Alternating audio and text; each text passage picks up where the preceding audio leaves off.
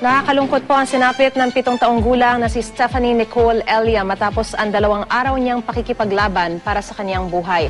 Si Stephanie po yung biktima ng ligaw na bala noong bisperas ng bagong taon.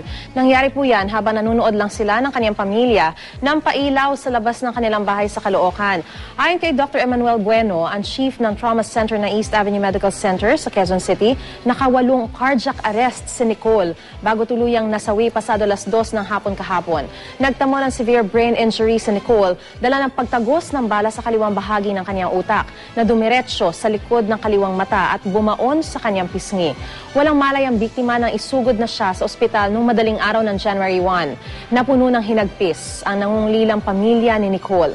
Naglabas din ng hinanakit ang galit na lolo ni Nicole sa may-ari ng baril na nakapatay sa apo. Kaugnay naman sa investigasyon rito, 6 na slug ng bala mula sa kalibre 45 na baril ang nakuha ng Caloocan Police mula sa 3 magkakalapit na lugar sa lungsod. Kabilang riyan ang lugar kung saan tinamaan ng ligaw na bala si Nicole.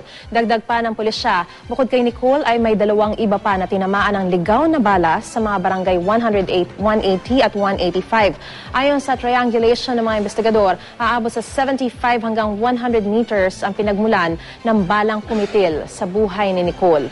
Hihilingin daw nilang makuha ang slug na tumama sa ulo ni Nicole para malaman kung galing sa isang baril ang naturang slug at maging yung iba pa nilang na-recover. Iniimbestigahan na rin daw ng pulisya ang 2 individual na maaaring nagpaputok noong bagong taon pero tumanggi muna silang kilalanin ang mga ito.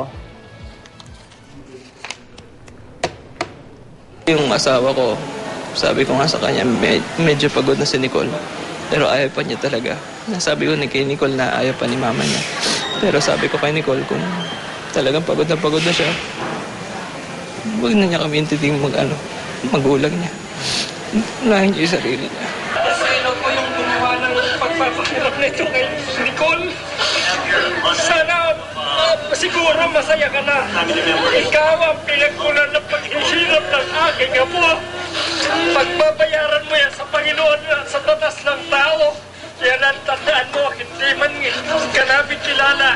Tandaan mo, huwag sana mangyari sa iyo sapagkat makikita mo kung gaano kasakit ang nangyari ito sa amin.